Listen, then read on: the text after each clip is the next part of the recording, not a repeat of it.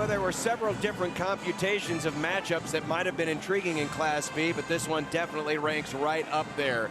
Two Southeast Nebraska rivals, undefeated Seward and 20-2 Pius X. And Kevin, these two teams played earlier this season, and we saw Seward get the 9-point victory at their home gym. Close game. Third quarter, they decided to just pound it inside, and it became the Elisa Camphouse show. Her and Emily Cady just took this game over, and Seward comes away with a 9-point victory. It was a neck-and-neck contest. You also have to factor this game being played at Seward had a big part in the outcome. That place was jam-packed and rocking. So credit Pius for playing and hanging in there. These two teams have completely different styles. Pius, athletic.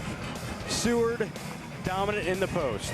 And Seward has been, by most people's estimations, the team to beat in Class B, which I know is saying a lot when you have teams like South Sioux City, for example, who occupy the state's second largest class. Pius and Seward, it's the Class B final. It is coming up next here on 1011 and NET Sports.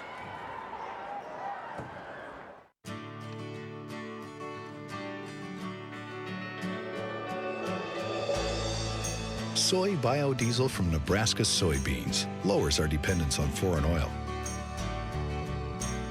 It has properties that reduce engine wear. And it burns without harmfully polluting the atmosphere. The Nebraska Soybean Board encourages the use of soy biodiesel. Programming provided by Nebraska Public Power District. Energy efficiency is important to us all. At Nebraska Public Power District, we're committed to helping everyone use less energy through new technologies like this compact fluorescent light bulb. Because when you reduce your energy costs, we all win. This message brought to you by the Nebraska Public Power District, always there when you need us, together with your local public power utility. Programming made possible by Time Warner Cable, supporting local performing arts and arts education with projects like Adventure Lead and our annual Arts Immersion Project. Time Warner Cable, the power of you.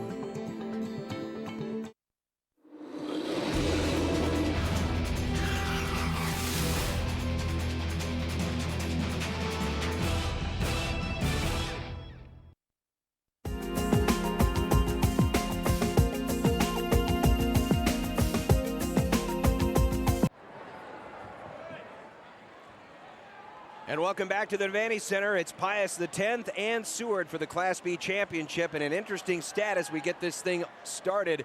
For just the third time in the last 15 years, we have a Class B championship game that does not involve South Sioux City. It's been a shift of power. Some thought South Sioux City would make it into this contest, but they lost in the quarterfinals, opening the door for Pius and Seward, a matchup a lot of people wanted to see in Class B. They were 1-2 in the ratings for most of the year. Some really good stars in this game. We've mentioned a few of them earlier. We'll talk more about that. But first, let's get the introduction of the players who will make up this Class B championship. The Thunderbolts and the Blue Jays. Across the way to public address announcer Doc Winiger.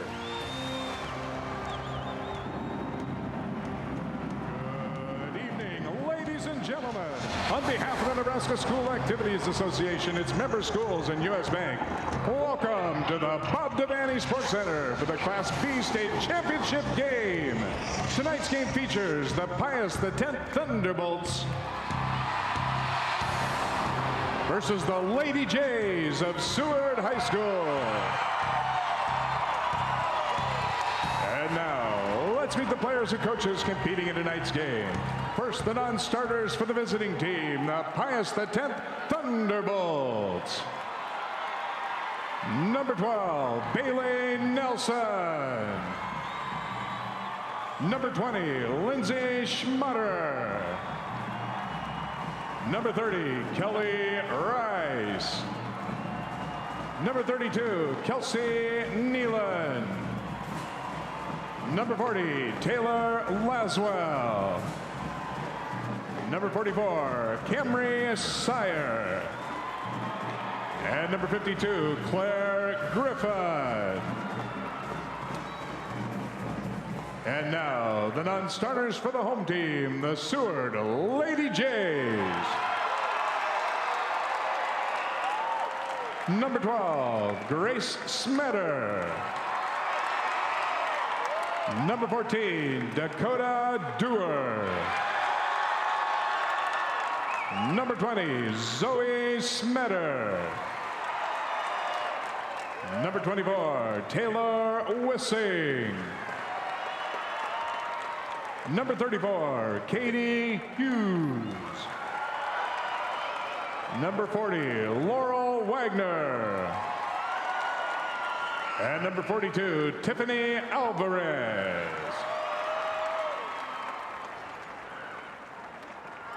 And now the starting lineup for the Thunderbolts. A 5'7" senior, number 10, Tara Grossroad. A 5'9" senior, number 14, Natalie Braun. A 5'11" senior, number 22, Lindsay Detterman. A 5'10" junior, number 24, Alex Grant. And a 5'10" junior, number 42, Kelsey Sparks.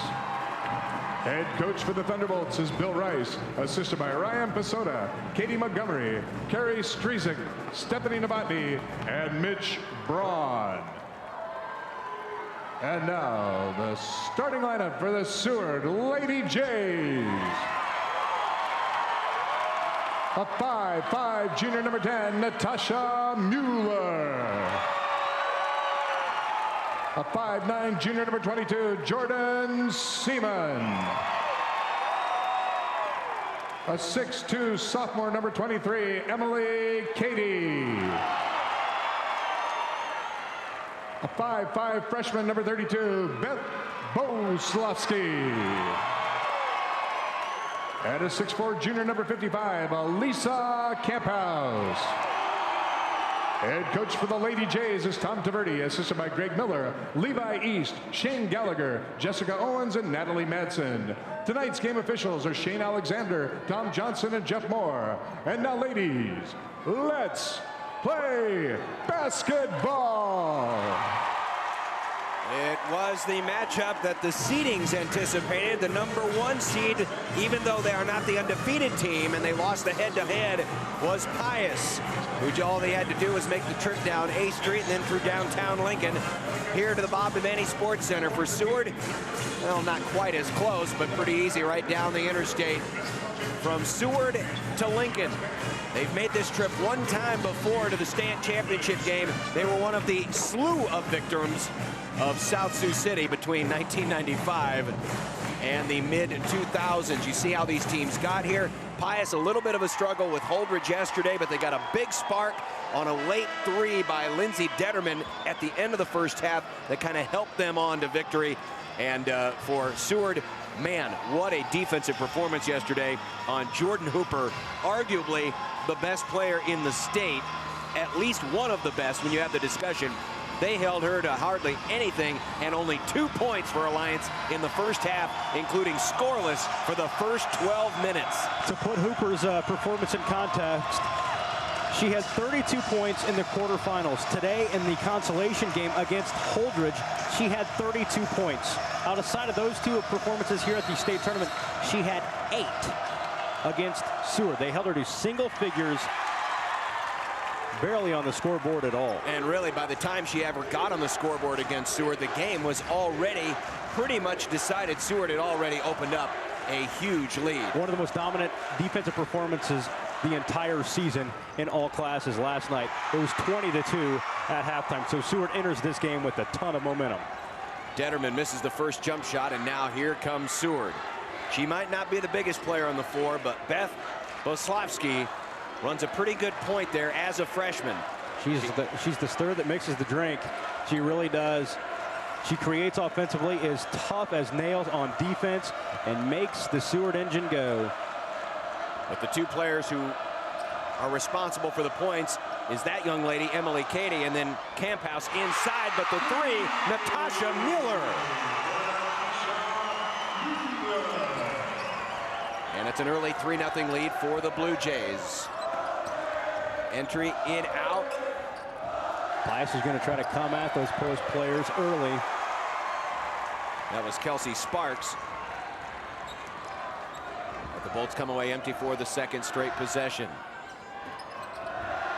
Seward this year averages 60 points a game, just 34 points on defense. Pius does not score quite as much, but almost as efficient defensively, averaging 37 points allowed per contest. Their only 2 losses this year were to the 2 #1 teams in the 2 largest classes, Lincoln Southeast, who ended up losing today in the state finals, and the same Seward Bluejays. So really, Pius is taking care of everybody else. Seward, of course, on the other hand, has done nothing but take care of business. We've got a foul away from the ball, and it's going to go on Kelsey Sparks. That'll be the first foul of the game. Yeah, that's where some of the friction came in Class B regarding the seeding. It was just the power of the NSAA point system. Seward, the #2 seed, despite being undefeated with the victory over Lincoln Pius X. But Pius's schedule is so bulky, they were able to run up those points. Plus, they weren't too shabby with an 18-2 regular season record coming into the state tournament. Well, they have 3 Class A teams, which certainly helps. You get bonus points when you play up a class. Seward did have a couple of games against lower classes. Not that that's necessarily a penalty unless you move 2 classes down in terms of who you play. So that definitely played into the fact that Pius is the #1 seed and Seward is the #2. But it really doesn't matter. Once you get to state, you still got to make. You know, it didn't really matter anyway because these 2 teams both meet in the biggest game of them all. 5-0 is the early score here, John. Pius still waiting for a good offensive set here. Alex Grant just standing and waiting. A lot of screens happening away from the basketball for Lincoln Pius X. It seems like they do want to try to get the ball down low, but are unable to get anybody free. There's Poslavsky trying to slap it away. The drive in by Grant and denied. So Pius being patient, but the patience has not paid off so far, and Seward is in control, 5-0. High lob, going for Camphouse. She got a second chance. She almost got a third. Foul's going to be on the floor. Elisa Camphouse, who, as you mentioned, Kevin, dominated the last performance between these 2 schools. Really controlled things inside. Here it is. Well, Pius has no answer for Camphouse. The potential answer is Kelsey Sparks at 5'10", but keep in mind, Camphouse is 6'4", so Sparks is giving up 6 inches. That's where Pius, to be successful, they likely need to run, make it a full court game, and try to just beat the Lady Jays down the floor, which Pius can very well do. They're extremely athletic. A look down low again. That entry pass was denied, and it tipped off the hands of Camphouse. Good front by the defense, and that means Pius will get the turnover and the basketball, down 5-0. Sparks just slid around, gave Camphouse a little bit of that window to the basket, but the pass was just off enough that it went off Camphouse's fingertips and out of bounds. Pius has the ball. Dennerman way out beyond the arc. Still waiting to see if they can free up Natalie Braun. Out of bounds, last touch by Seward. And we talk about Camphouse at 6'4". Keep in mind, also on the floor is Emily Cady at 6'2". A really fluid player, plays every bit as much of a guard as she does a forward. And that's why Boleslavsky is so important to this team, because they have the freshman point guard. It allows Cady to play down low on the wing wherever they want her to. If Boleslavsky wasn't on the team, Cady would likely be running the point. We've got a foul on Pius, and that one's going against Natalie Braun away from the basketball. Braun definitely the emotional leader of the Thunderbolts. Great volleyball athlete, helping Pius win 3 straight Class B championships. But basketball, they have come up short. They have been very competitive, but so far no titles to show for it. Yeah, they seem to make it to state every single year, Lincoln Pius X does. Here's the entry for Camphouse. Another try. 3 in a row. She is absolutely owning underneath the basket. And if you're Pius, what do? You can't really do that. That's why you have to make this a full court game. Otherwise, Camphouse is going to get multiple touches down to the post because you simply cannot make up that size. Well, we played nearly half the first quarter, and Pius still shut out.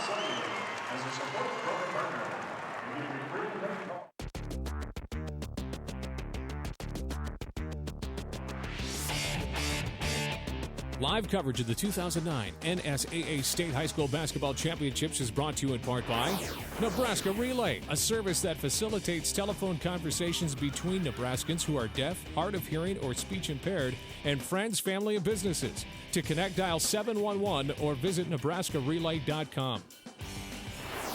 Brought to you by Nebraska Furniture Mart in Omaha, with 450,000 square feet of furniture, flooring, appliance, and electronics bargains all in one store. It's worth the trip.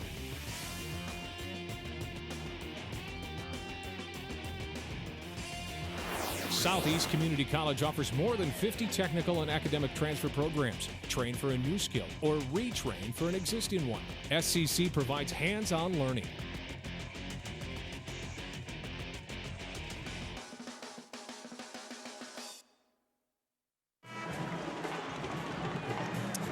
Well, it looks like a football score, and right now, Seward, if you go from the last two games combined, that is nearly 12 minutes of shutout basketball in first quarters of state championship games.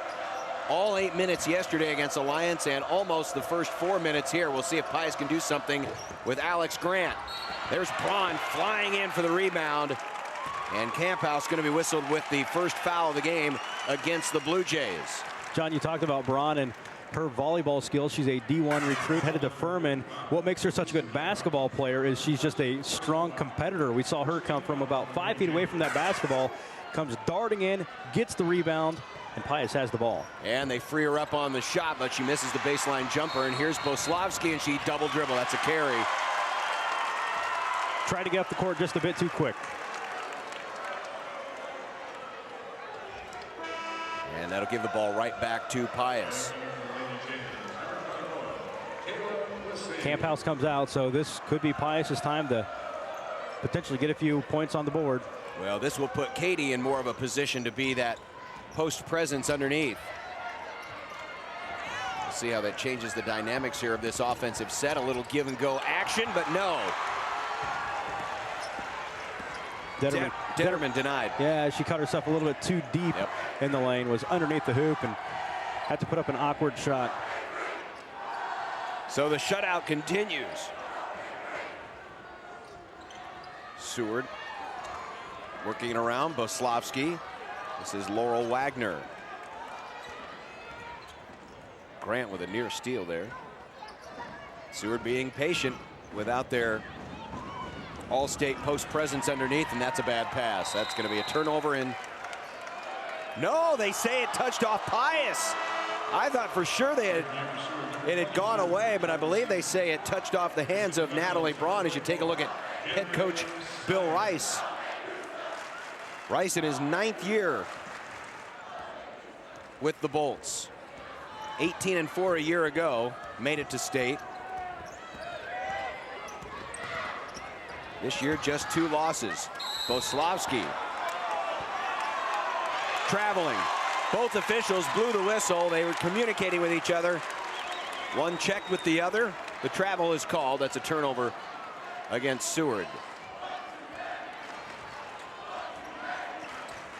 Now Lincoln Pius X will try to set up that motion offense. Multiple screens is what they like to do. A 3 is good, and the shutout is averted. Camry Sire off the bench for the first field goal of the game. Sometimes that first shot is the biggest one, just getting the monkey off the back. And remember, this coming without Camphouse on the floor. She's on the bench right now after picking up her first foul. But also to give her a breather. I think more importantly, just to keep her fresh. They will pace her throughout the game to make sure she'll be good to go for the 4th quarter. That 3 was airballed by Natasha Miller. Odds are this game is going to go 4 quarters. You could pretty much bet on that. In fact, I was asked this morning by my wife if there's one game to watch of all the championships. This is the one I picked. Well, we'll see if you're right. Nice feed underneath. Backdoor cut. Natalie Braun with the finish, and Pius is within 2. So your wife wasn't willing to watch all 6? I don't know. She might lose the title of my biggest fan. Well, Pius now with the stop has a chance to tie it up here.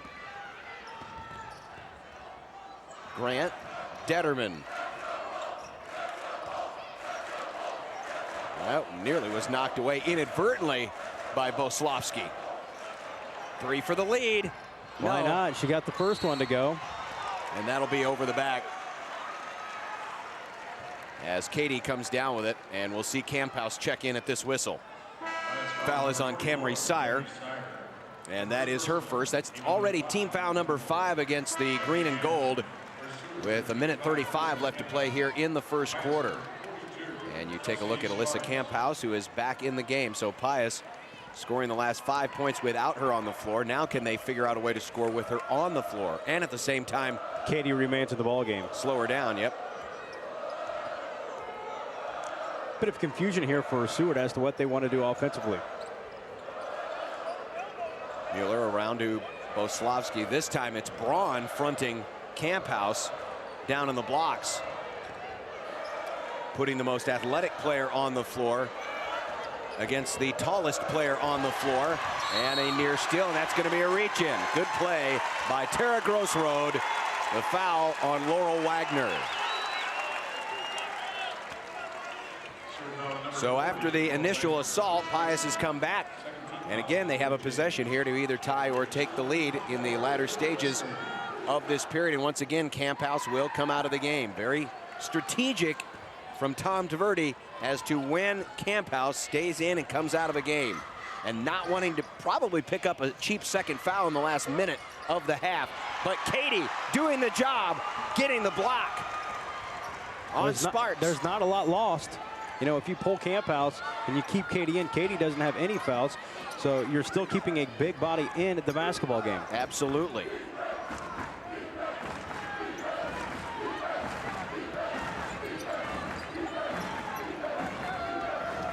Here's Boslavsky.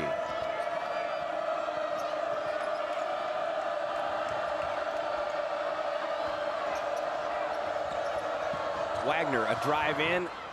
Shot a little too strong. Ball pinballing around down there. Boslavsky fighting like crazy for it. And so too is Pius X, Tara Grossroad, 2 of the smaller players on the floor. And oh boy, they were really going at it. You know, if you stand Grossroad and Boslavsky next to each other, I think they're about the same size, though in the program, Grossroad's listed as 2 inches taller. Yeah, that's something we were actually talking about yesterday. Grossroad's listed as 5'7" in the roster.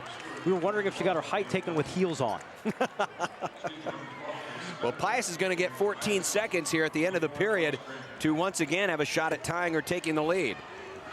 Grossroad either 5'7" or 5'5", we don't know. 5 seconds left. Turnaround. Detterman. No, and we're going to get a foul. Yes. No. Nope. Not lost out of bounds. So Pius again with another possession to get even. And now Camphouse comes in. This is an interesting decision here. Just a second and a third. Probably going to let her throw it down the floor. Yeah, they're going to let.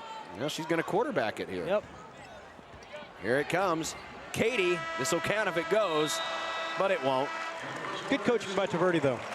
Sure, why not? Obviously, they've worked on that in practice. Seward 7, Pius 5 in the Class B championship. Hey, college doesn't just happen. You have to be a pain, in a good way. Find someone to help you, like a mom, a dad, a teacher, or a coach. Just keep asking until you find someone who will.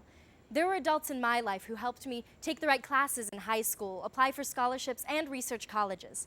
Thanks to them, I made it to college. And so can you. You just have to ask someone for help. This is one time it's okay to be a pain.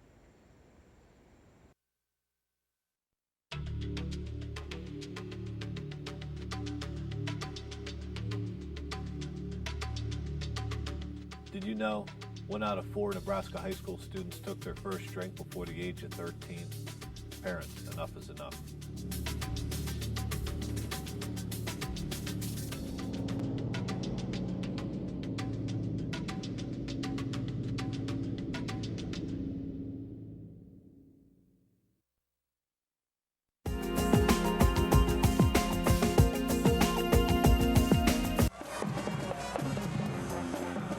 Well, they had a run on blue and gold face paint at the Seward True Value.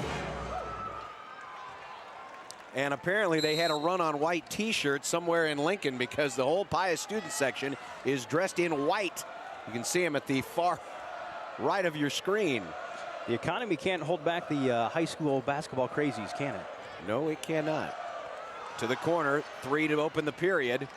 No, and there's Camp House. Boy, you're not, Camp House already. They only have her down for 3 rebounds, but that cannot be right. I think they've credited Katie with a couple of rebounds that Camp House has, because she pulled down a couple off missed shots earlier in this game. Consecutively correct. So yes, I am calling the official stats into question. Well, Pius simply needs to get a body on her and just try to box her out, because they can't out-jump just the length of Elisa Camphouse. Good job defensively here by Seward, extending that defense. Detterman, this would be a long 2. It's short, and Camphouse going to be called over the back. That's her second. You know, Pius is not getting any free looks, so credit Seward's solid defense. That's team foul number 4 on Seward. No shot. This will be an inbound, and thought we might get a substitution, but no.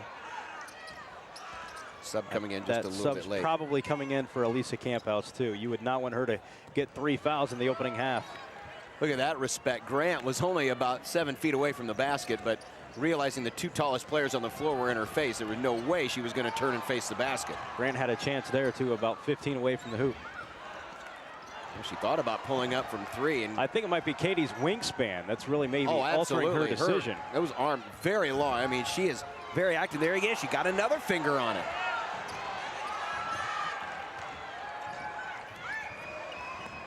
Looking for a little give and go action, but Sparks unable to execute the handoff. Probably the best move right there.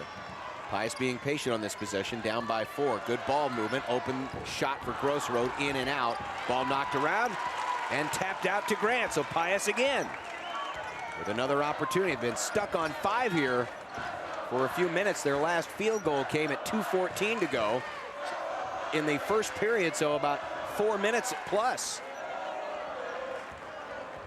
Very deliberate offensive set, and Detterman and Braun not on the same page.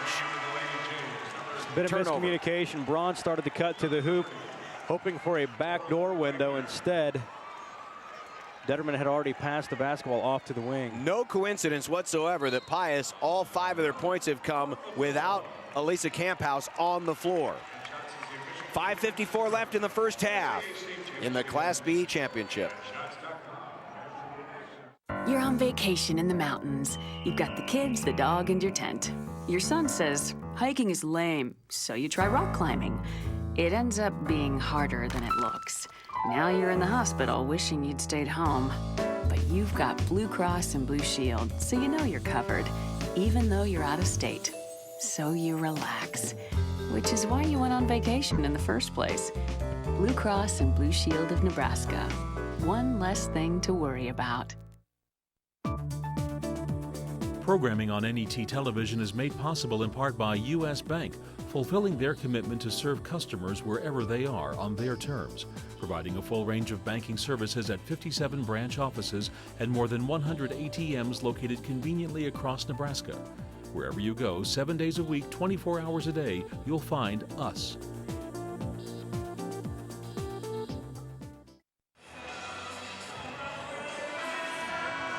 We welcome you back, Pius student section.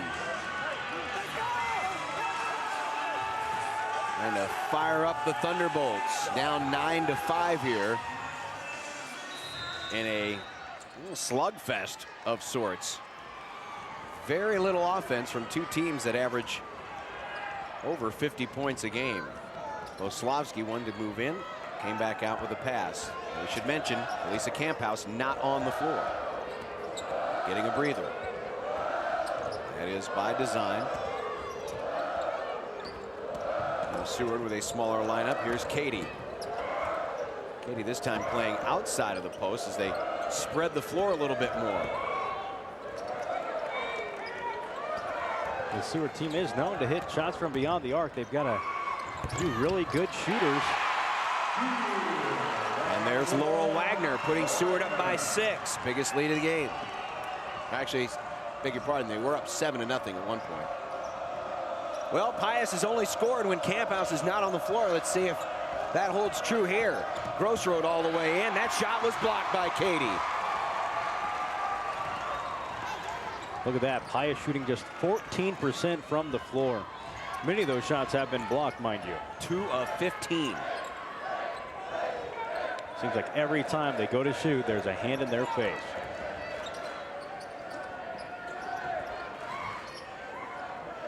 And Seward will be patient as well.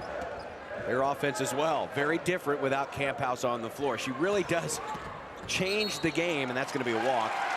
She really does change the game both from an offensive and defensive standpoint when she's in there. Seward a little more active, moving around with the guards when she's not out there, but when she is in there, the goal is to get the ball to her, get her to face the basket. Right, when she's not in there, it's more penetrating kick, and hopefully you get an open look for Mueller or Seaman on the outside. Sword looking around. Detterman. This is a wide open 3 on the way. It rolls out, no good, but Braun comes down with a rebound.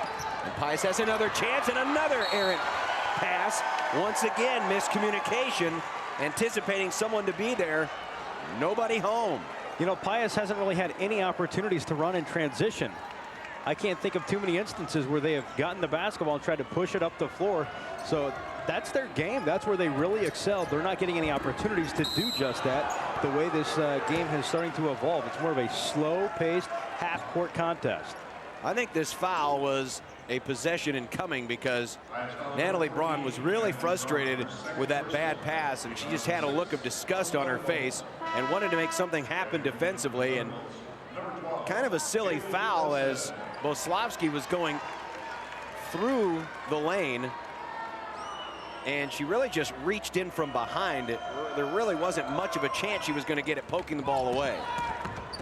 Braun is probably wanting to make something happen. And now she is on the bench after committing that foul. Look at Boslavsky working for the rebound. The fifth pump after the basket. She put that shot up over Alex Grant. Still got it to go in. She is tough. Isn't that usually the case, though? The smallest person on the floor who looks like a 20-mile-an-hour wind would knock him over, end up being about the toughest people out on the floor. Person that is not afraid to take it inside. Oh, that looked like a double dribble. The Seward bench screaming for it. Yeah, Tom DeVerde even left his feet. And another bad pass. Wow. Seward has absolutely frustrated Pius into making some unforced errors. That is the 4th one of this first half. Stuck on 5. And we'll be back. Programming on NET television is provided in part by Nebraska Public Power District, always there when you need us, together with your local public power utility. By Time Warner Cable, supporting local high school athletics and arts education in the communities we serve.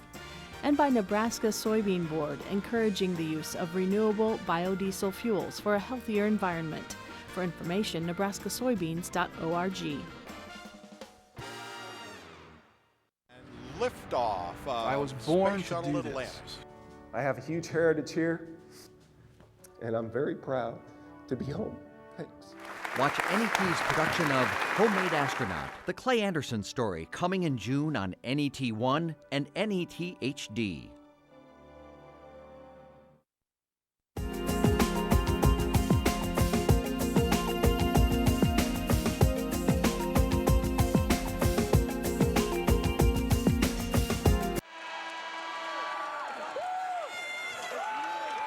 Well, the King played one of his last concerts in Lincoln, and apparently he has made a comeback as a Seward basketball fan.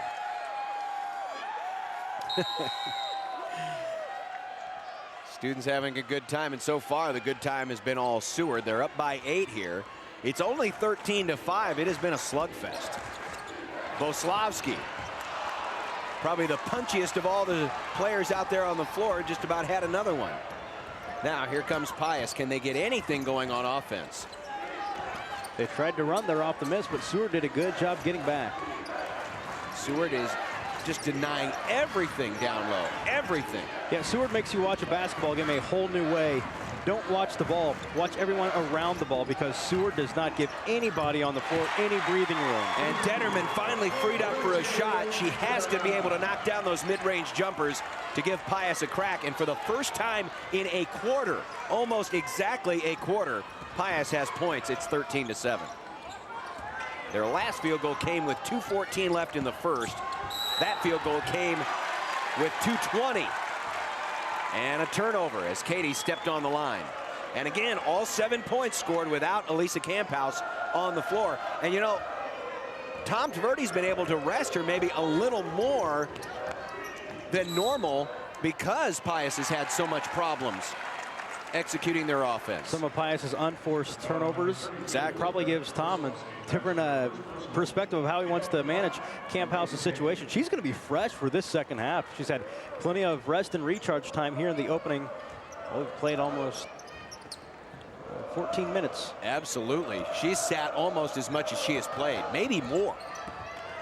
All the way around, freeing up for a shot, short, almost got it back. Grossroad comes away with it. Boslavsky was tied up with her. That was misdirected, and Pius feeling they got robbed on that series. Yeah, the officials just letting them play. There was a debatable call at the free throw line, debatable call down low. They just let it go. Not a lot being chirped over from the Pius bench, though. Most of the chirping coming from the fans sitting behind us. A 6-point Seward lead under 90 seconds to play. In what has been a very, very low scoring first half. This game feeling a little bit like our last game where Seward's been in control but not in command, in and out. And there's Boslavsky, unattended. Pius had cleared out, waiting for the long carom, and Boslavsky went right in and scored. Yeah. Beth Boslavsky with 4 points. Pius is known to do that, not to just give up offensive rebounds, but to release, try to go down the floor, get transition buckets that way, assuming they're going to get the defensive rebound. Well, you got to take it one order of business at a time. Got to get the board first. 15-7, Seward with the 8-point lead, and might be content to play for the last shot, though they are working their regular offense, which has been a patient one, especially without Elisa Camphouse on the floor. And now Boslavsky looking back, and Grossroad tried to sneak up on her. Grossroad almost got away with it too.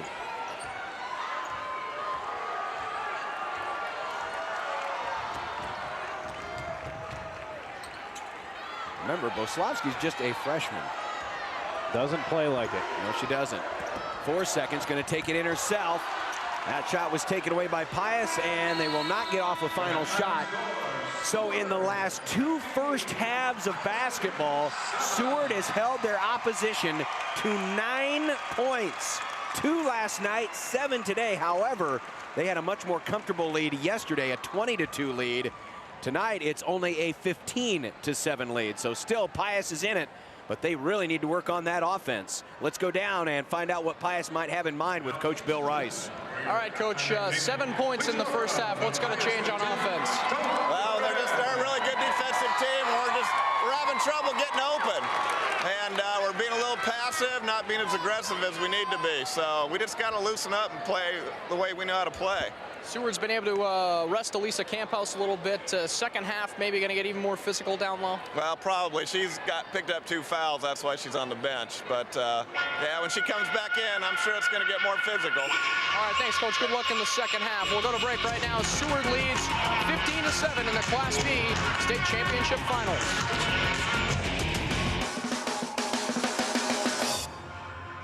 Programming provided by Nebraska Public Power District. Graduation is right around the corner. Do you know where you want to be?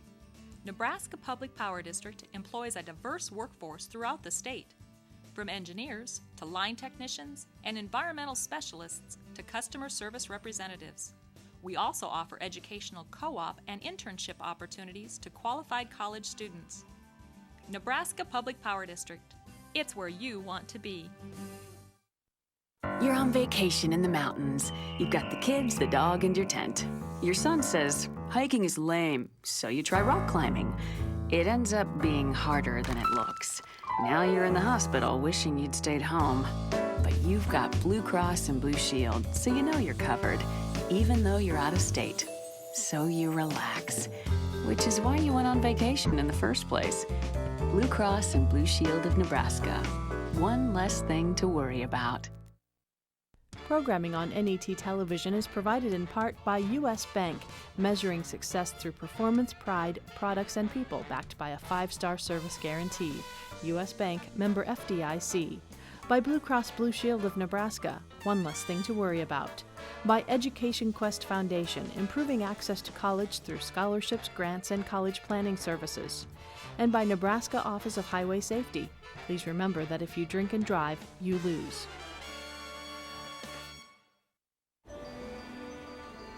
We are a nation of explorers. We seek new ways of living, of thinking, and of expressing ourselves. We take risks, we learn from experience, and we keep moving forward. That's why we encourage and celebrate the explorer in all of us.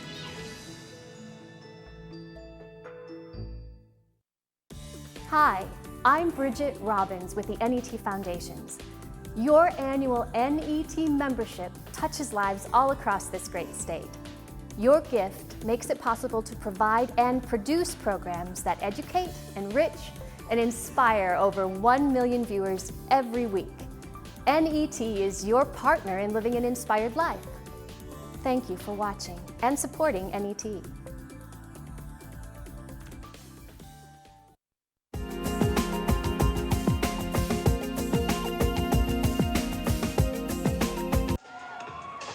The votes are in on the 10-11 coaches all-state team, and here is how the Class B squad looks. It starts with Karen Bixler of Omaha Roncalli, followed by Lindsey Briggs of Alliance, Lindsay Dedeman of Lincoln Pius X, Jordan Hooper of Alliance, and Elisa Camphouse of Seward. Good solid group right there with a pair of Division I recruits on the list.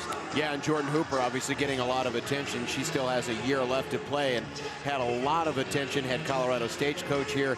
He also had Connie Yori watching 2 of her games before the Huskers had to travel down to Stillwater, Oklahoma. So Hooper, it'll be fascinating to watch and see what happens to her. You know, living out in western Nebraska, you'll obviously get a lot of influence from the teams that are closer to her, but there is going to be the pressure to want to come to the in-state school, even though it may be the furthest distance for her to travel. Right, there are a lot of people within the state that wants Jordan Hooper to come here to Nebraska. She still has another year to make that decision. She is a junior from Alliance. One player that's not on the list, though, is Michaela Knutson. We'll probably talk about her from South Sioux City a little bit later in the telecast. Yeah, no doubt, and she was hampered, too, by an injured knee, though she played on that knee for most of the season on that bum knee. Great story. Halftime here, Seward leads Pius 15-7. We will continue with more halftime activities in the Class B championship right after this. Hey, college doesn't just happen. You have to push yourself as you go through high school. Don't be afraid to take classes like Algebra 2, Biology, or a foreign language. They can help raise your ACT score and prepare you for college. I wasn't the smartest kid in high school, but I took the tough classes and I passed. So what are you waiting for? Push yourself over to your counselor's office and sign up for them. They won't be easy, but you'll be glad you did.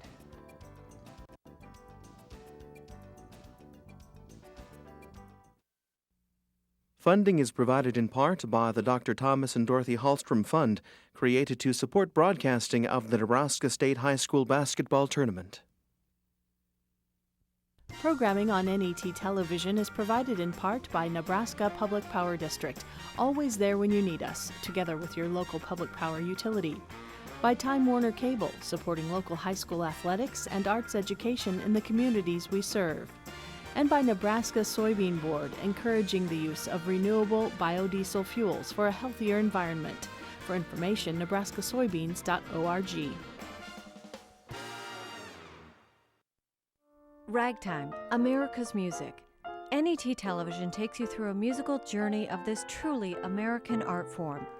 Listen to the musical stylings of Nebraska's own Jack Oliva. Watch NET's production of Ragtime Cabaret. Coming soon to NET1.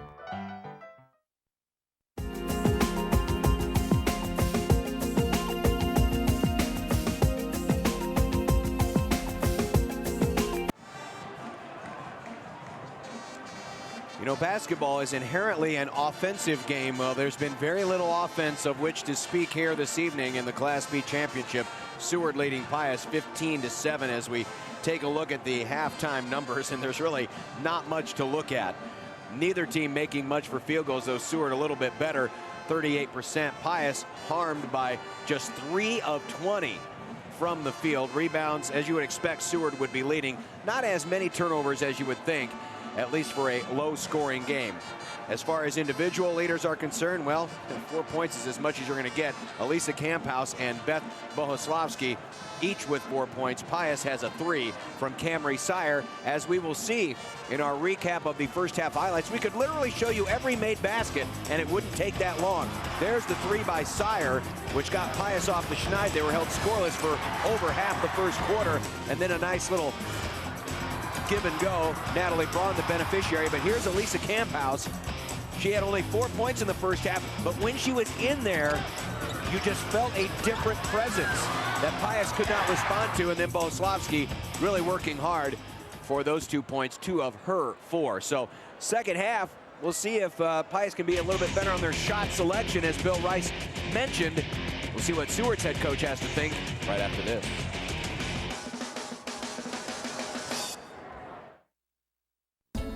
Programming made possible by Time Warner Cable, supporting local educators by providing free cable connections to public, private, and parochial schools in our area. Time Warner Cable, the power of you. Programming on NET television is made possible in part by U.S. Bank. Across Nebraska, the nation, and everywhere in between, U.S. Bank provides financial, trust, and investment services to individuals, large corporations, and small businesses. Wherever you go, whether it's in person, on the phone, or on the World Wide Web, you'll find U.S. Bank. You'll find more than 50,000 U.S. bankers, home of the 5-star service guarantee. Programming on NET television is provided in part by U.S. Bank, measuring success through performance, pride, products, and people, backed by a 5-star service guarantee. U.S. Bank, member FDIC. By Blue Cross Blue Shield of Nebraska, one less thing to worry about. By Education Quest Foundation, improving access to college through scholarships, grants, and college planning services. And by Nebraska Office of Highway Safety. Please remember that if you drink and drive, you lose. You are watching NET1 and NET HD.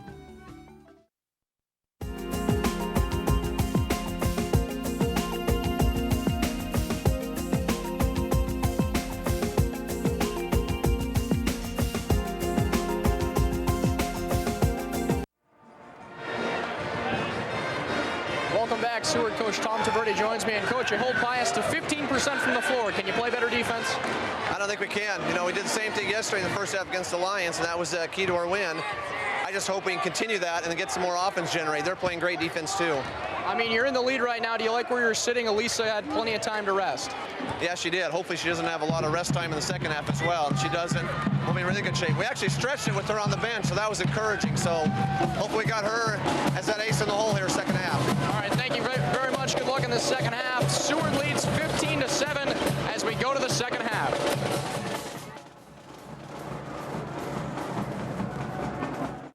Programming provided by Nebraska Public Power District. My job with Nebraska Public Power District takes me to new heights, offers me challenging experiences. Like me, the utility cares about Nebraska. I go home at night knowing that what I do makes a difference. To put it simply, I am where I want to be. Nebraska Public Power District, always there when you need us. Together with your local public power utility.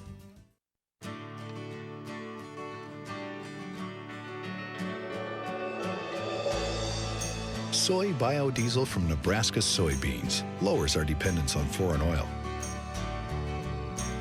It has properties that reduce engine wear. And it burns without harmfully polluting the atmosphere.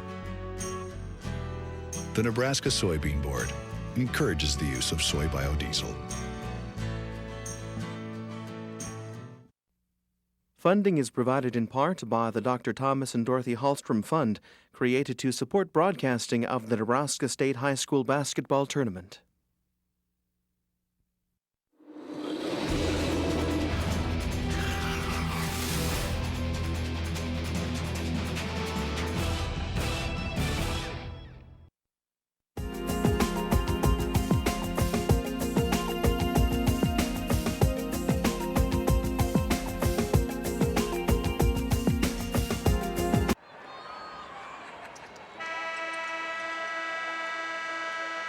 as we start the second half, no Elisa Camphouse out on the floor for Seward.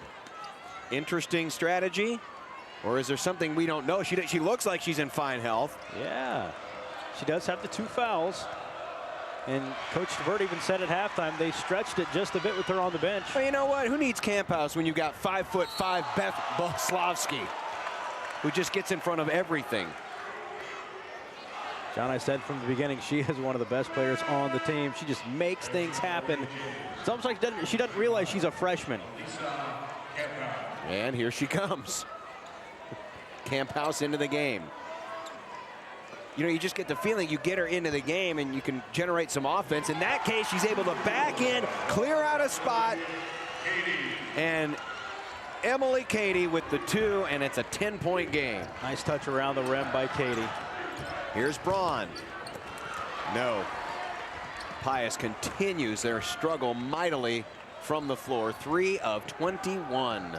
I will say, if you see a Seward shot go up, watch for a few green jerseys probably running down the floor. I think they're really going to try to open this game up and try to go, you know, baseline to baseline. Well, they're going to need to. That's really one thing they love to do, and that is run in transition.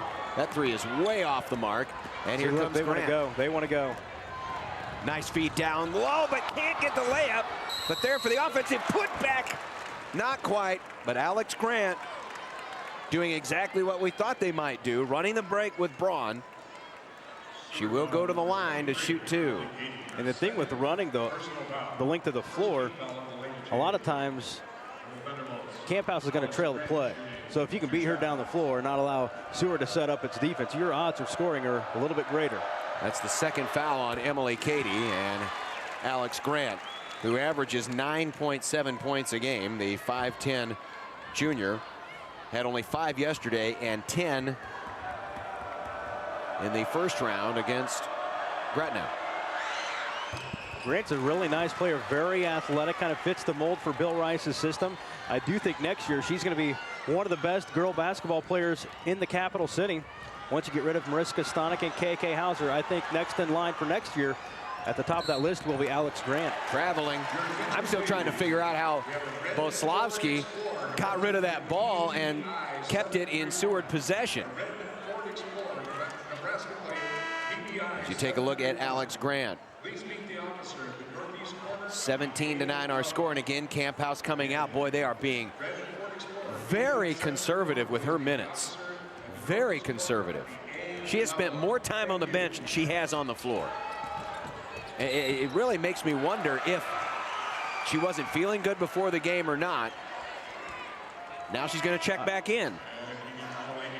This is kind of crazy. Tom Devaney's making his job awfully difficult by subbing in and out, in and out.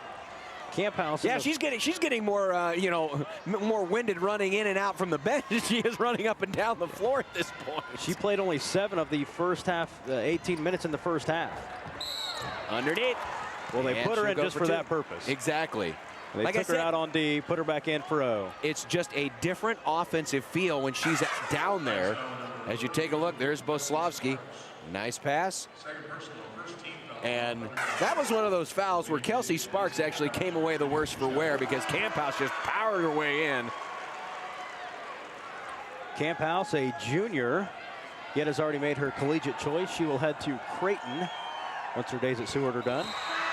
Makes them both. She now has 6, and she comes right out of the game. Literally, she's getting more running time back and forth off the bench.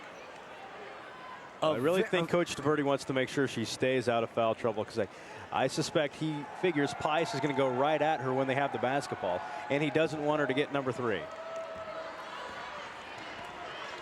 Couple that with the strategy we saw in the Class A game today when Haley Lake had 4 fouls early in the 4th quarter, and John Larson left her out there on the floor by necessity. Rebound to Cady. Pius still having all kinds of problems executing the half court. Only 9 points through the first 18 minutes, or excuse me, 18 minutes of basketball. 3 on the way. A little long, but Pius, I think Grossroad did too good a job of boxing out, and it allowed Boslavsky to come out with a basketball. Boslavsky's just always around the basketball. She just has a nose for it. And it's so calm when she has the ball in her hands. At this point, if I'm Pius, I'd rather not see her on the floor and not Camphouse, which sounds strange, but Boslavsky's been a real thorn in this game for Pius. 3, yes. Laurel Wagner opens it up to a 13-point lead. And a timeout, Bill Rice and Pius X. 5:21 left to play in the third quarter. And the Bolts trail by 13.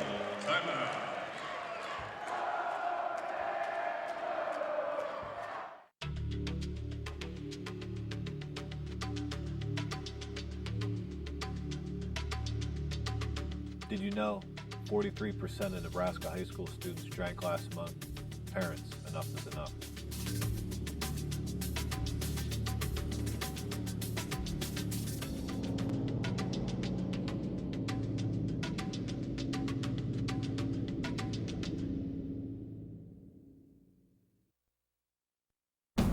We knew the battle was going to come. I figured I could make a stand here. We are united in one common cause. He had a vision. These lands are ours. Here we shall remain. 5 epic stories of courage and resilience. We shall remain. Coming in April to NET1.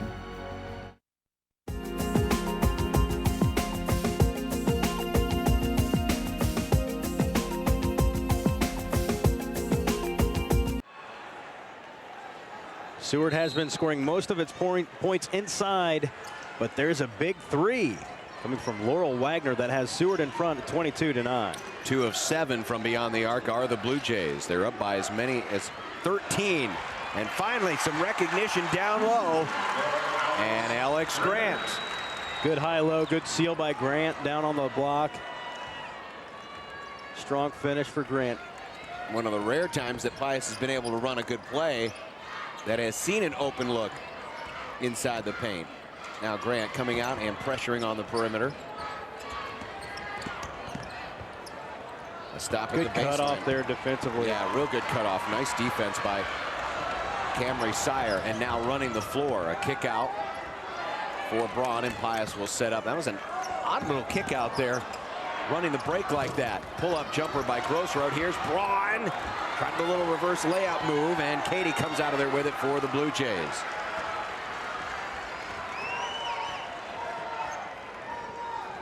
And Camphouse getting ready to come in at the next whistle. Here's that Boslavsky again. For once, she doesn't finish. Trying to run the floor. Grant going to take it all the way in and rolls it home. Talk about a finish. That was pretty impressive. Had that defender closing in kind of on her hip. Great body control. She's a little bit off balance, but still finished strong as Pius has cut the lead down to 9. Now, a lot of these players like Detterman and Grant and Braun and Grossroad have been out there a long time, but you almost get the sense that if Pius is going to make a run, they literally have to make a run. They have to up-tempo this basketball game. They've tried a few times, but the Lady Jays are just getting back too quick.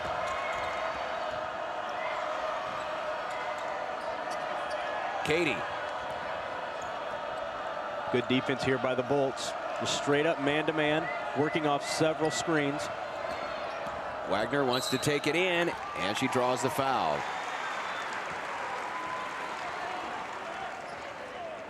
And they are going to whistle Camry Sire. And that will be her second as we see it again. She did get her hand on it, but getting the hand down there. A lot of times when the hands are right around the waist, anything below the shoulders is usually what I say. Odds are that is going to get called. 90% of the time, you're right, that'll get called. As you see, Pius still only 19%. Katie have not really called her name much, but has an opportunity at the old-fashioned three-point play. Katie slipped free on the inbound pass right there underneath the hoop. Plenty of room for her to get it up strong and finish. Right when Pius starts to inch a little closer, seems like Seward always answers. So the Bolts down 12.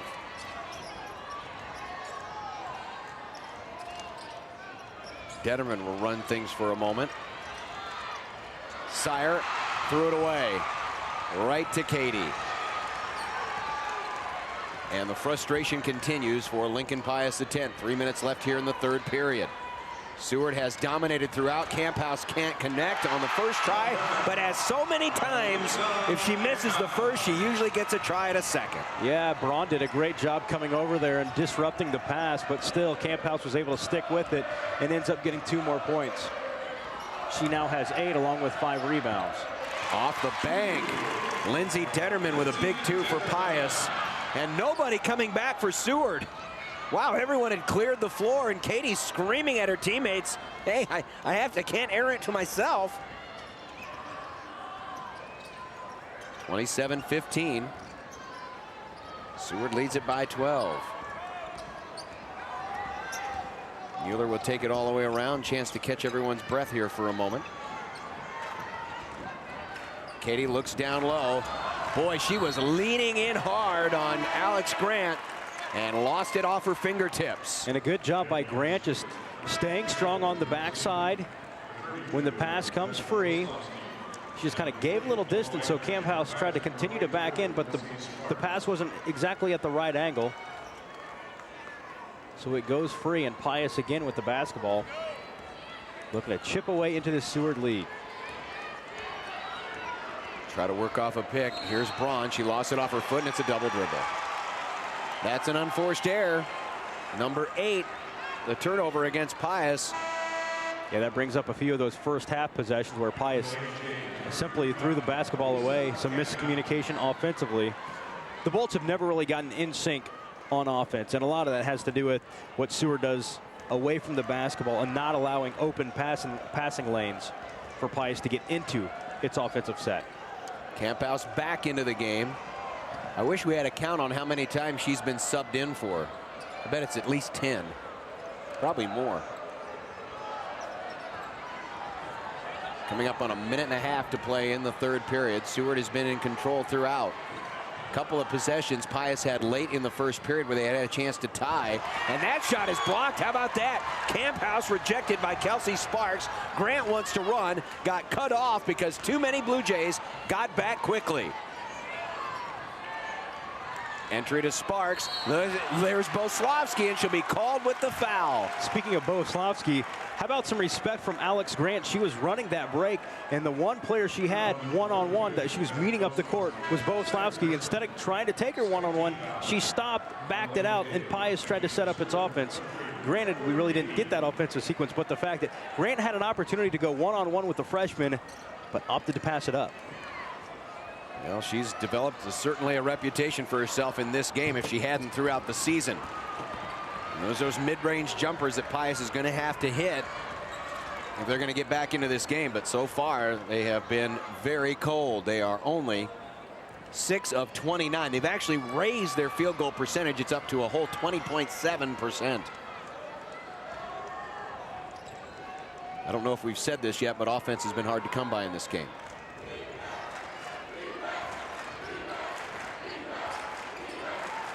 Boslavsky.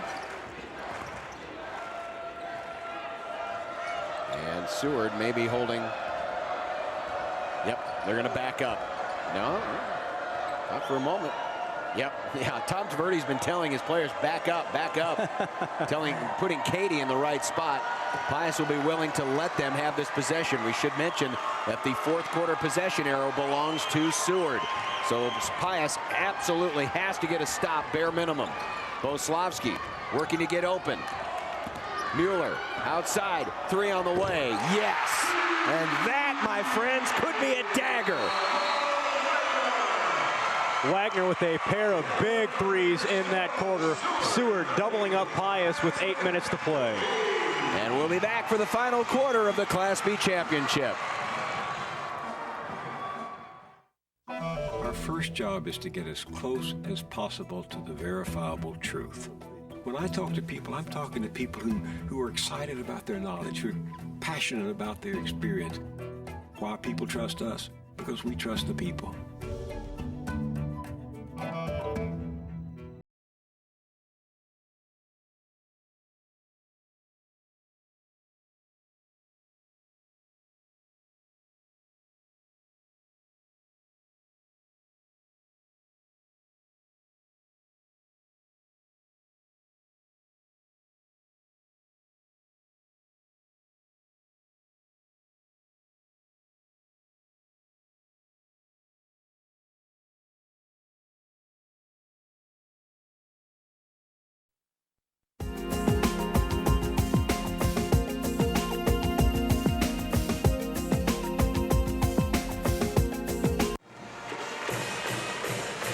Pius certainly paying a lot of attention to Elisa Camphouse.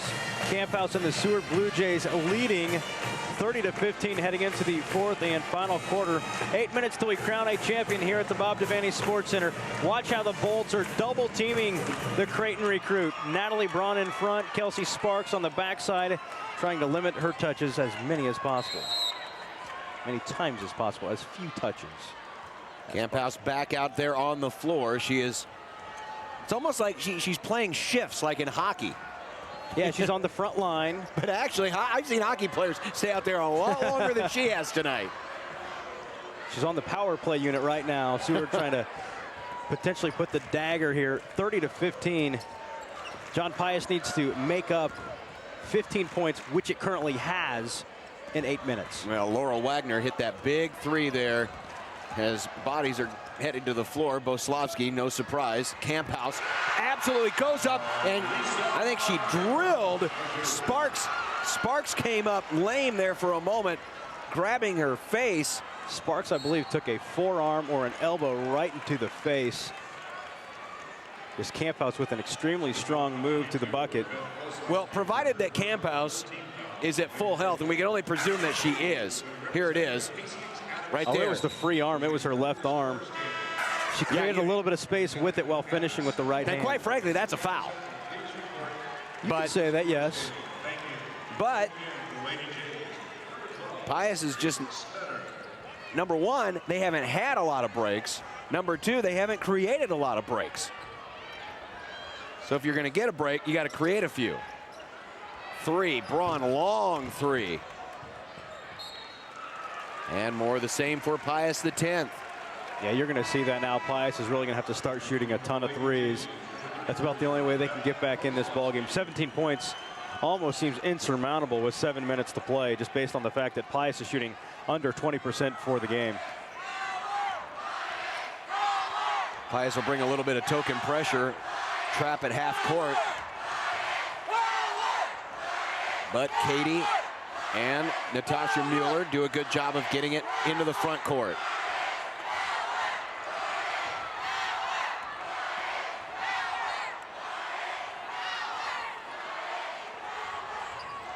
Camphouse working again for an open shot. That's going to be a reach in from behind, as Tara Grossroad was stopping, and that time it was Camphouse clearing a lane for Boslavsky to drive.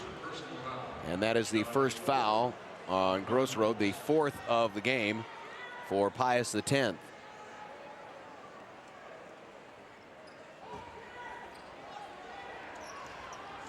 Now this very low score has kind of sapped the energy out of the gym too. Yeah, even the Seward fans all on the seats, just kind of taking it in. I bet they have to like what they see. Up 17. As you take a look at the Seward Nation, if you will, that has come out here. Great attendance here tonight for this Class B championship. Boy, do they support their basketball out in Seward. Oh, absolutely. Seward's been the class of Class B all season. Now, you may not be impressed by only 32 points, but, you know, they can beat you in different ways. Tonight, they are beating Pius strictly with defense and a few timely shots. Katie stopped at the baseline, so she'll exit out for Mueller, and now Boslavsky, and Seward's going to be very content here to run clock.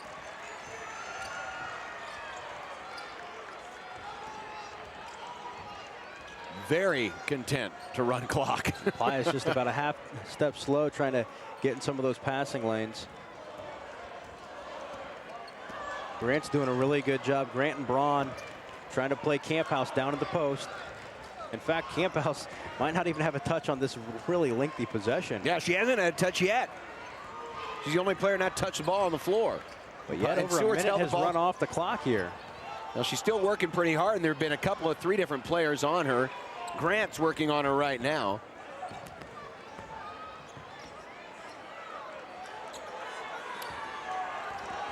Not much to say, really. This is about a 2-minute possession. They're going to call a foul away from the basketball. I believe that's going to be on Detterman. Is it on Detterman? Yes. As you take a look at Tom Tverdi.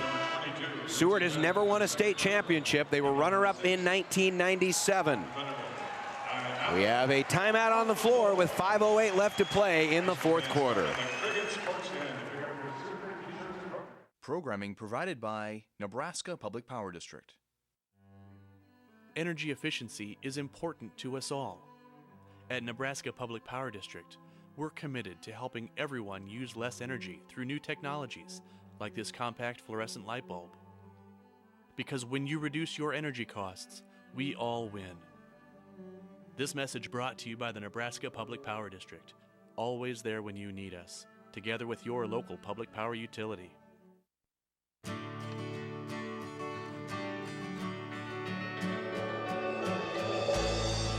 Soy biodiesel from Nebraska soybeans lowers our dependence on foreign oil.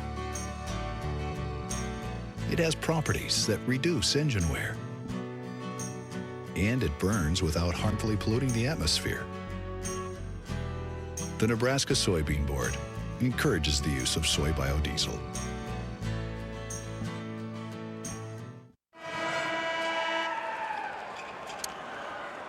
My memory's not that good, but did Seward and Pius play football this year? I believe so, yes. Do you remember what the final score was? It would potentially rival this thing. Pius did have a really good defense this year, Yes, so I don't think they would have given up 32 points. Right. I don't think Pius would have given up 32, but wow. You get the point, though. Katie for three. And after that very long possession, the timeout was called after the stoppage of play. We're going to get foul shots here for Pius. And after that very lengthy possession, it took about 10 seconds, less than 10 seconds, to squeeze off a shot. And on the other end, Detterman, strong take to the hole. She'll draw contact from both Boslowski and Katie. Yeah, they got Katie with her third. Really good way for Pius to add to their point total here with the clock stopped. Detterman now with 5 points. Detterman, a member of the All-State team that was released today from the coaches, compiled by 10-11. She was on that list along with Seward's Elisa Campos. Makes the second, 32-17. Oh, 5-second count is on. That's 5. She didn't get rid of it in time. Well, Pius having to force something here, and the best way to do it is go full court. Yeah, they're really good at the full court. We've seen it throughout the season from the Thunderbolts. Braun is open up top. Instead, they enter it in. Up she walked. Good idea, though, by Tara Grossroad. Yep. It's understandable that you might double clutch a little bit when Camphouse is around you. Certainly. 6'4". Grossroad about 8 inches, 9 inches shorter. Long outlet down the floor. Boslowski. No finish. Block. Grant takes it out. Pius wants to run. Down 15. They've got to get points. Grant all the way through. No. And it's out of bounds off Pius. Just when you think Pius has a shot at making something happen. And as you can see right there, Camry Sire had a chance to get it, but it goes off her hands. We'll be back.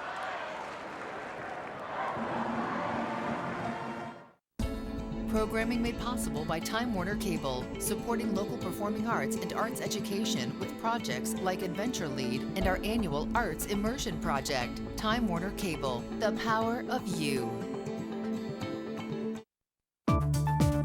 Programming on NET television is made possible in part by U.S. Bank. The U.S. Bancorp Foundation supports charitable, educational, and community service-oriented organizations in communities across Nebraska and the nation. U.S. Bank employees dedicate their time and efforts to local causes they are truly passionate about. U.S. Bank. Wherever you go, you'll find us. NET Television takes you through a musical journey of this truly American art form. Watch NET's production of Ragtime Cabaret. Coming soon to NET1.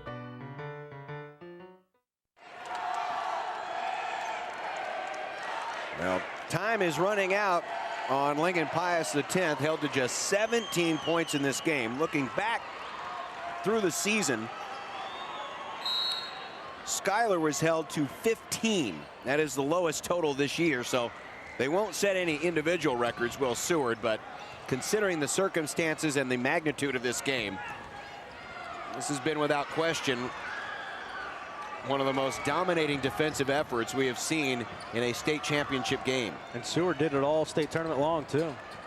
Absolutely. Only 21 points given up to Alliance yesterday. So in the 2 days, as of right now, they've given up 38 total points against two of the best teams in the state. Yep. They've done remarkable. Done exactly what they needed to do. And you know, it's really hard with high school basketball players to get them to buy into that defensive mentality. The natural instinct, especially in high school, is to, I want to shoot, you know, I want to shoot some three-pointers. You know, that's just kind of the wave of the Kobes and the LeBrons. Absolutely. You know, they are great offensive players. So I think there is more natural instincts to want to be offensive oriented. So for Tom Taverdi to get his girls to buy into selling out on defense speaks volumes for his coaching ability. At the free throw line, Beth Boslavsky, but she misses the front end of the 1-and-1. That was the 7th team foul on Pius. Bolts down by 15. They need shots in a hurry. Grant. She's been about the only offensive highlight here in the second half. She had no points in the first half. She's got all 8 of her points here in the second. And the ball is taken away by Katie. Outlet down the floor for Braun, but it was just a little off, so they have to back it up, and a bad pass by Braun who goes crashing to the deck. And once again, just when Pius thinks it provides some kind of a spark. And that was unfortunate for Lincoln Pius X. The fact that they were able to get a trap right at half court, come up with the basketball, and not even get a shot off. It's kind of tough to swallow for the Thunderbolts.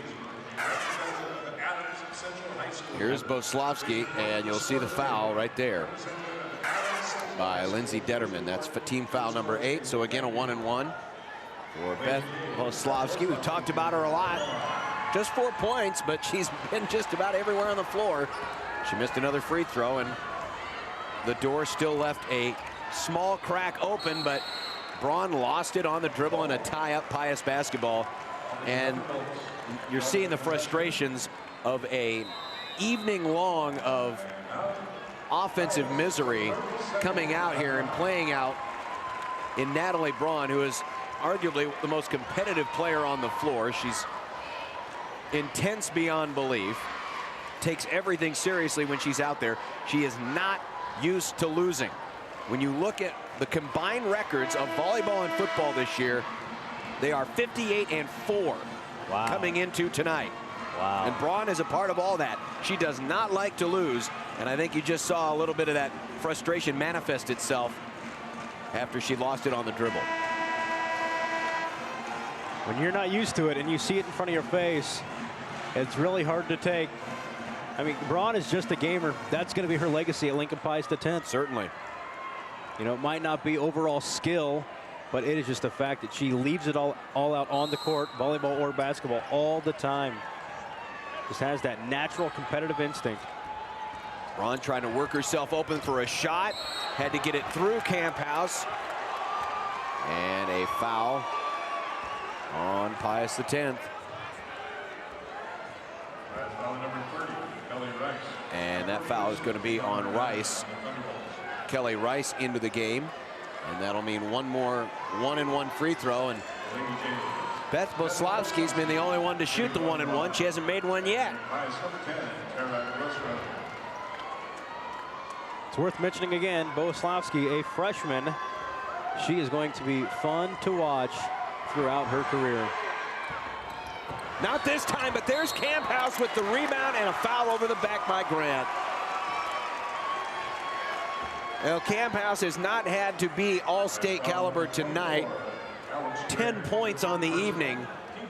But again, when she's been out on the floor, it's just created a different feel to this game, and more so in the first half than here in the second.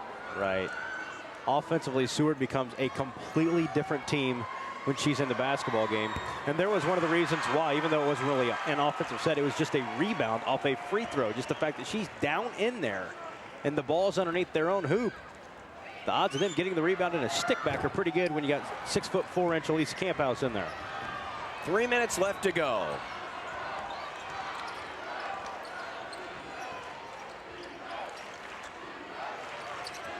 Oh, Grant passed up an open three. And then she drives and draws the foul. She probably passed it up mostly because of the long arms of the law, if you will, Emily Cady, who then committed the foul. And that is her 4th. At this point, though, it really doesn't matter. And you got to give Cady some credit. She has been true to her nature. She is very much a player who plays within the game. If she's asked to score, she'll score. But if she's asked to play better, play more defense, or be a distributor, she'll do that. And that is what Cady has been tonight. She has been an accessory to the game, not a star of the game, but in that has done what is asked. Players like Emily Cady are really rare in high school basketball, not only with her team first mentality, but just the way you can use her. She is so versatile. We talked about it earlier. The fact that she can go anywhere from the 1 to the 5 on the floor offensively, running the point or down in the post. They even move her out on the wing. She's got nice range. She can hit three-pointers if she wants them. A lot of times that's just not how Seward wants to use her. And also, as we found out tonight, if Camphouse is in foul trouble or she just needs a breather, she makes it so there's very little drop-off, because you take out a 6'4" inch, you still got 6'2" inch. Beth Boslavsky, who must feel like she's being picked on. She's the only one that ever seems to get to the foul line, makes the first. This is a double bonus, so it didn't matter if she missed it. She was going to get the second. And we will get a timeout here with 2 minutes and 50 seconds left to play. Seward with the lead at 34-21. And time running out on Lincoln Pius X. Seward, in their 8th trip to the state tournament, closing in on that first title. It is one that is, as we said, they were one of the favorites. Obviously, when you start any discussion in Class B, it starts with South Sioux City. But Seward established pretty early that they were going to be a player when they took out a lot of good teams early in the season and then just kept rolling along, putting up some big numbers, being stifling on defense. Yeah, it wasn't just the win total for Seward. It was the manner in which they were winning. Right. You look at some of their wins, beating Schuyler 70-15. Lincoln Christian, a state tournament qualifier, 70-33. They just kept on coming in dominating fashion. They did have one scare midway through the year. That was against Holdridge. They squeaked that out by 1. Wow. Natalie Braun finally gets something to fall for. Braun with only 4 points in this game.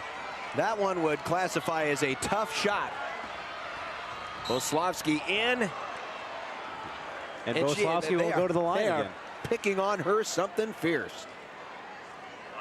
Well, she has missed a few free throws, so if there's somebody you want to send to the line, it's her. So you see Grossroad and Detterman both trying to slap the ball, trying to get it free, creating a turnover, but instead, chance for 2 more points for Seward. Yeah, John, you talked about South Sioux City, the fact that they were maybe the preseason favorite before we really knew how these teams would shape up in the 08-09 season. But South Sioux with a tough injury in the year, Michaela Knutson, who tore her ACL, but opted to pass up on surgery. Right.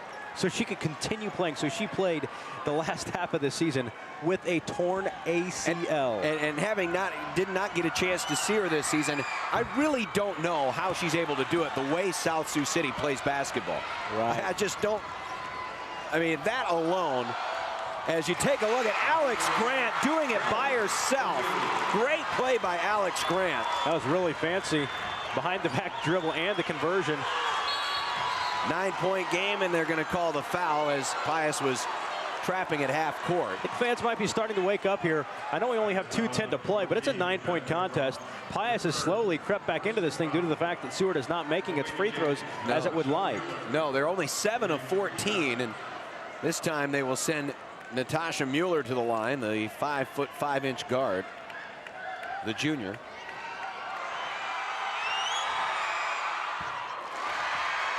She'll make the first. Really impressed again with Alex Grant. That last play, that was something special. Well, her and Braun on the last 2 trips down the floor having to make things happen. Missed the second.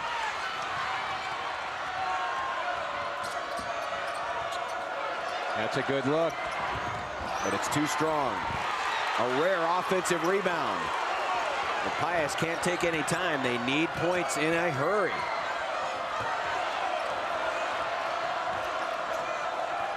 Just trying to free somebody up. Here's Braun for 3. Missed it completely. It was online. Yeah, it was, but it was short. That may have been the last best chance for Lincoln Pius X. Well, they got to create turnovers here on the full court press.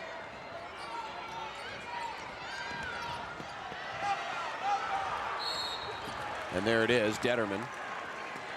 Her 4th foul. Problem is, with this strategy, you're going to end up losing players. I haven't seen too many teams that were able to break the Pius press as well as Seward has today. Been very disciplined. Because Pius is known for its turnovers and points off of turnovers. A lot of times not allowing teams to get out of the backcourt. Seward has been able to, about 3 passes through, get it across the timeline and then set up its offense. Only 1 for 8 at the free throw line is Beth Boslavsky.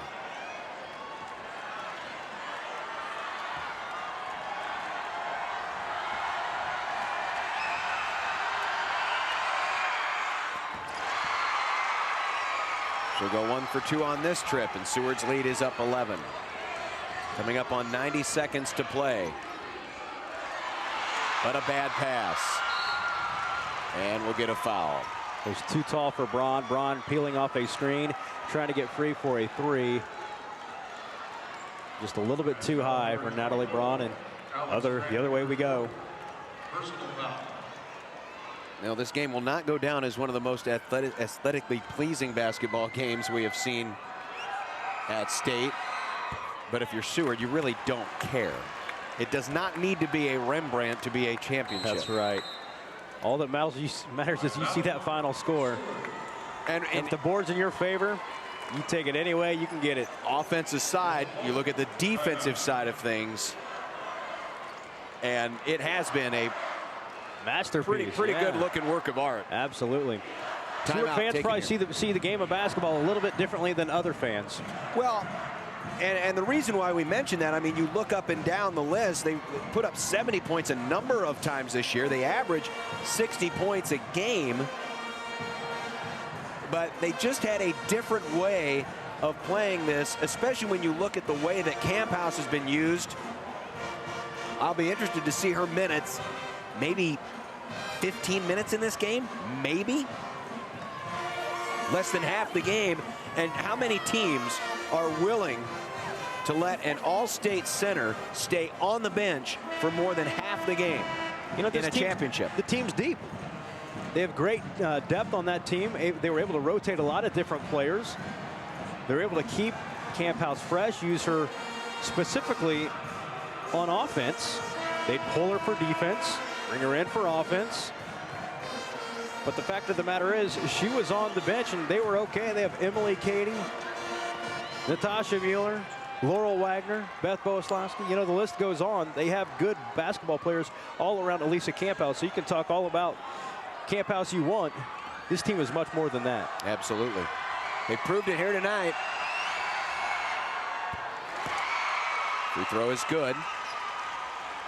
9 points for Wagner.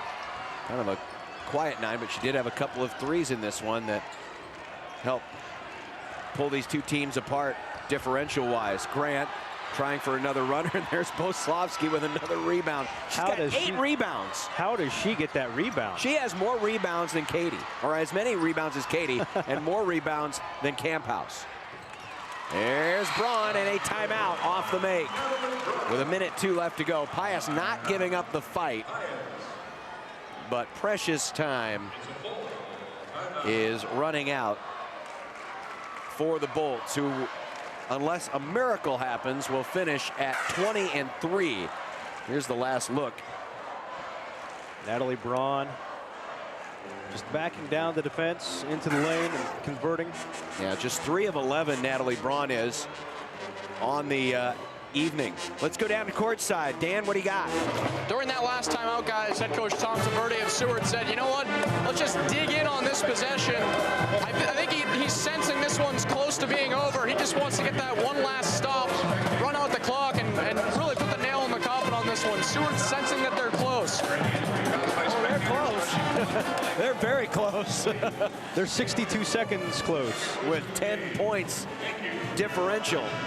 And 10 points, if you convert this into a different scale, a not so defensive game, that's equivalent to almost a 20-point differential. Right. You know, because most games in Class B girls basketball would finish right around maybe the 60-point mark. Between 45 and 60 points, somewhere in there for the winning team.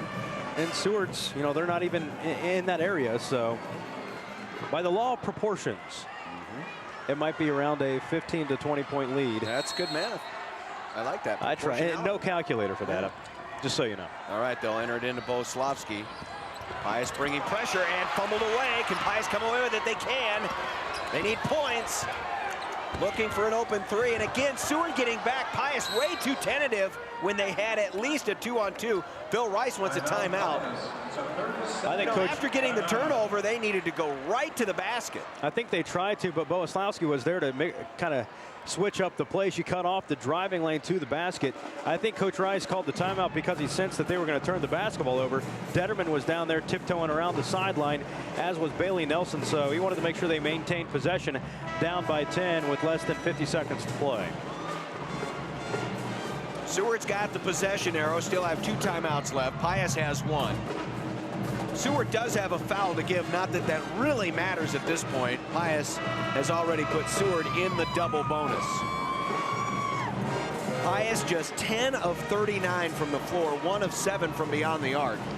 You know, even in a situation like this where you need points, they've still only attempted 7 threes. That's because Seward's done such a great job of guarding the 3-point shot. That's right. So Pius to inbound in need of points in a hurry. Time running out. 45 seconds left. Detterman trying to work her way around, and she's got it. But only 1 timeout left. Pius. Try for another turnover. Katie nearly got knocked out of bounds. And there's the foul. Braun wanted to travel on Mueller. No such call. I will say, a sequence like that makes you appreciate Pius's speed.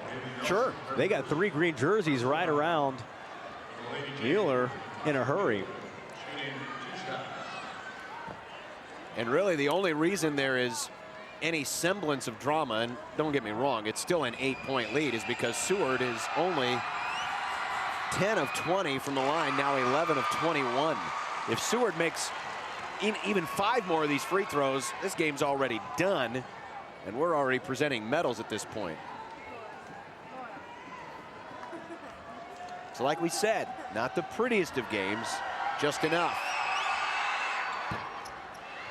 Missed the second. I don't know if Seward's had a sequence where they've made 2 free throws in a row. 9-point game. Grant shut off again. 20 seconds left. A long 3.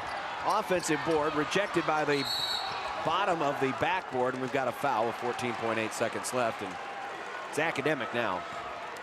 This one is over. You can't say that with confidence with 14.8 seconds to go.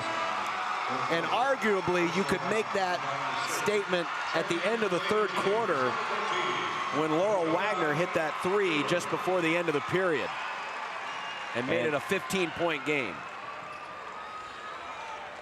The big applause there was for Dakota Dewar. She was the one who came in for Seward, now on the court.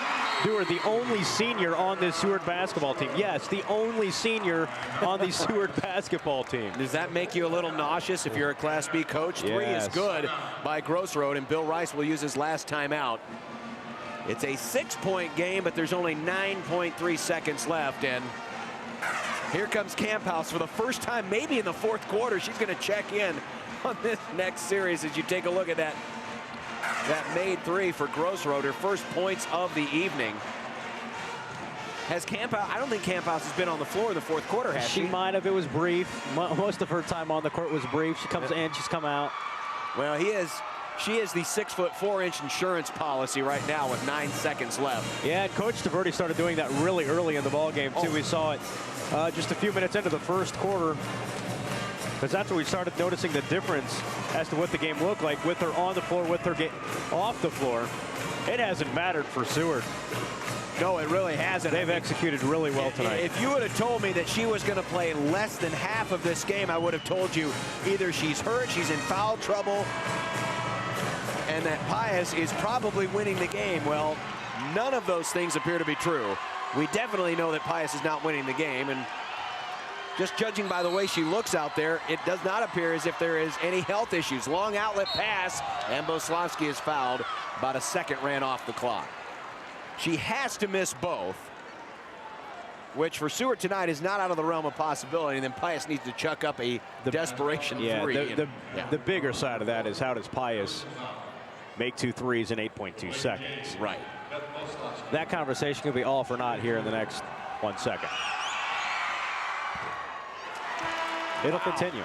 Nothing's gone right for her at the free throw line. This is going to eat Beth Boslavsky up over the offseason. Absolutely it is. She might start every practice session with about 25 free throws. And now the subs come in. Big hugs on the Seward bench. Give Pius credit. They have not given up the fight. Absolutely not given up the fight. Pius played really well in this fourth quarter. That's when they really got aggressive defensively. They created some turnovers, got some shots to fall. Alex Grant played pretty well in the second half here. Remember, she was scoreless in the first half, but took the game over a little bit for Pius.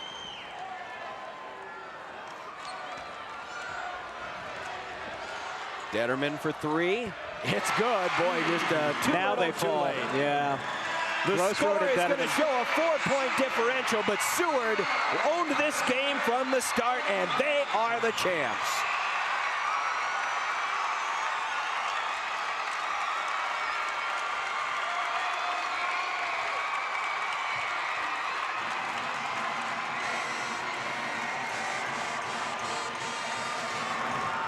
The Seward Bluejays will take home the state championship trophy. A 39-35 victory over Lincoln Pius X. Back with the medal presentations after this.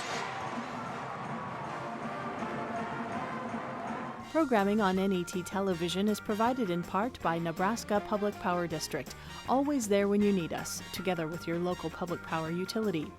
By Time Warner Cable, supporting local high school athletics and arts education in the communities we serve.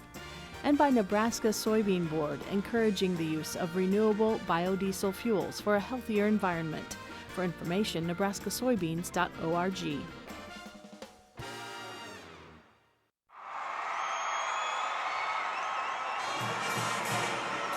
So Seward finishes what they started at the beginning of the season. An undefeated campaign and a state championship, 39-35 over their rivals from Lincoln Pius X. Let's go back to our public address announcer, Doc Winiger, for the medal presentation. At this time, we are pleased to present the Sportsmanship Award for Class B. We want to thank all schools, students, fans, players, and coaches for their ongoing efforts to improve sportsmanship at the state tournament and throughout the year. We also thank Awards Unlimited and the Nebraska Independent College Foundation for sponsoring these awards. Making the presentation and representing the Nebraska Athletic Directors Association is Chuck Ross of Wisner Pilger High School. Representing the Nebraska Coaches Association is Jeff Smith of Lincoln Southeast High School. Presenting the award and representing the Nebraska Independent College Foundation is Dr. Brian Friedrich, President of Concordia University. This year's Class B Sportsmanship Award is presented to Adams Central High School. Receiving the award is NSAA District 4 Board of Control member Max Kroger aboard. Congratulations, Adams Central High School.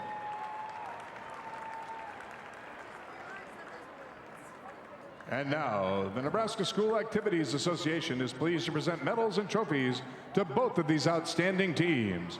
The awards will be presented by NSAA Board of Control members Jay Beller of Battle Creek and Max Kroger aboard.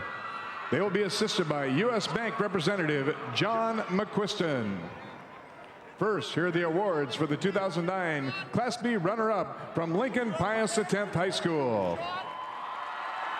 Will head coach Bill Rice and your assistants step toward the middle of the court to present the silver medals to each member of your team.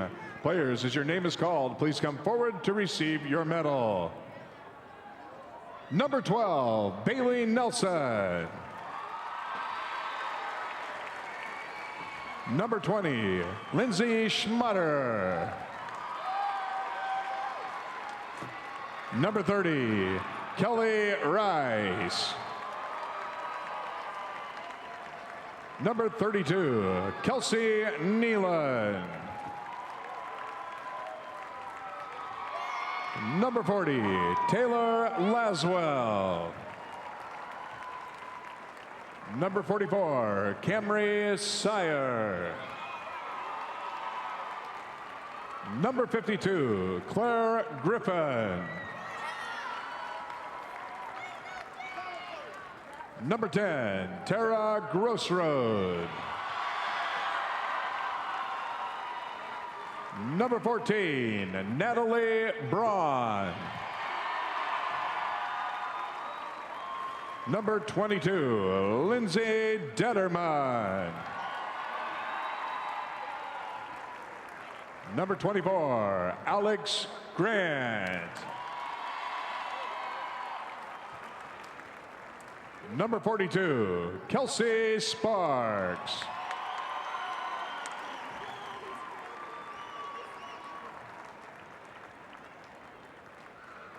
And now, all of you are welcome to receive the runner-up trophy for your school. Congratulations, Lincoln Pius X High School, 2009 Class B State runner-up.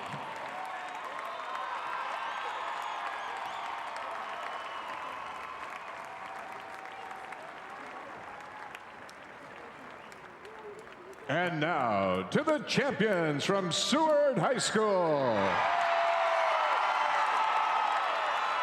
First, head coach Tom Taverdi, we have a special coaches award for you. Now, coach, hand out the gold medals to your championship team members. Players, as your name is called, please come forward to receive your medal. Number 12, Grace Smetter.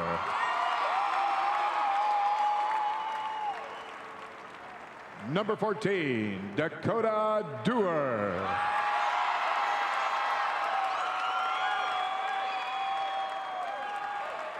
Number 20, Zoe Smetter. Number 24, Taylor Wissing. Number 34, Katie Hughes. Number 40, Laurel Wagner. Number 42, Tiffany Alvarez. Number 10, Natasha Mueller.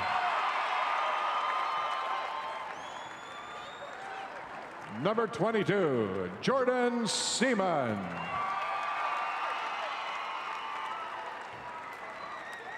Number 23, Emily Cady.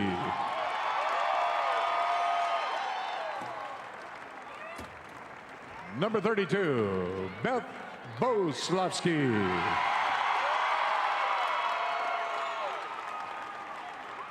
Number 55, Alisa Camphouse.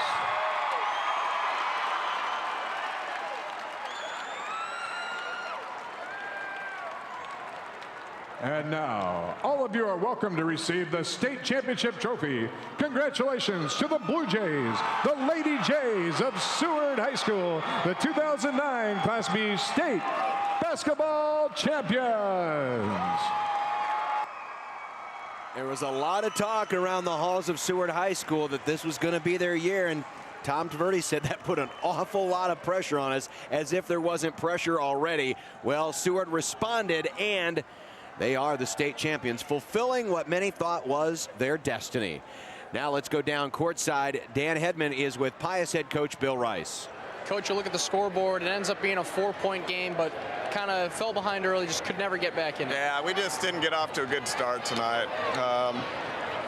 And I can't attribute it to whatever reason. We just didn't get off to a good start, and we didn't play well in the first half at all. So we got in a hole, and we never could dig our way out of it. And we didn't rebound well. We didn't shoot well, and we just didn't play well in the first half. Talk about the matchup between these two teams this season. I mean, played 2 close games this year. You know, they were 2 close games. I think they're inside games, just a little bit too much for us to handle. You know, difficult matchups there for us to guard. And it really hurt us second, third rebound opportunities. They'd shoot, and we wouldn't get a rebound, and they get, you know, a putback, and that's what hurt us. 3 talented seniors help you get here, and they've played their last game now. Yeah, Tara, Lindsay, and Natalie, boy, what a group. I'm going to miss them. They've been great leaders, outstanding kids. I can't say enough about them. I just love them, and just really great kids. All right, thanks, Coach. Congratulations on a good season. Seward Bluejays will be up next. Time to step aside right now. 39-35 was your final score. Seward, the Class B champs.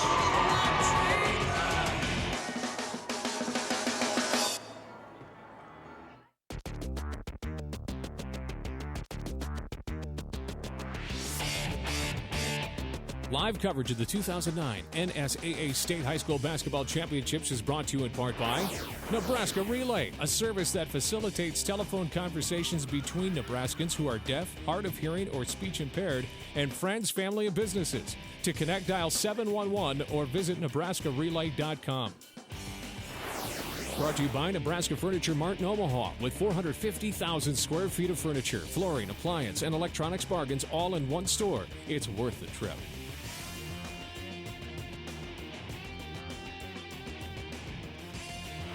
Southeast Community College offers more than 50 technical and academic transfer programs. Train for a new skill or retrain for an existing one. SCC provides hands-on learning.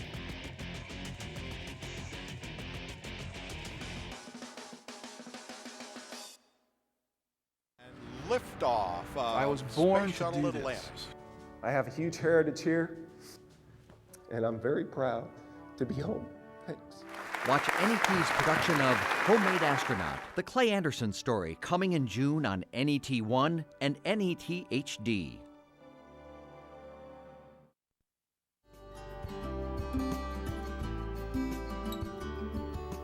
Hi, I'm Michelle Payon Casanova with the NET Foundations. Annual membership support is the backbone of NET.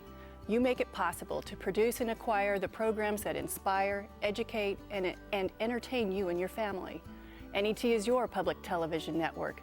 Thank you for watching and for supporting NET Television.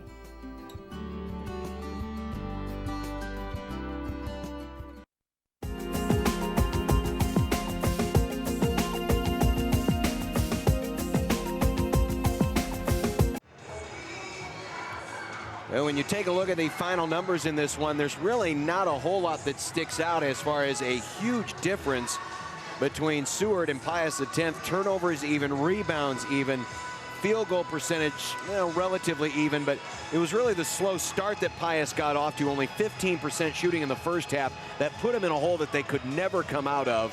Shooting 41%, better in the second half, 29, almost 30% for the game. Leading scorer, Alexander Grant leading Pius with 12 points and 12 rebounds. Elisa Camphouse with 11 points. She played only 15 minutes of the 32 in this game. Go figure. We'll meet the champs when we come back.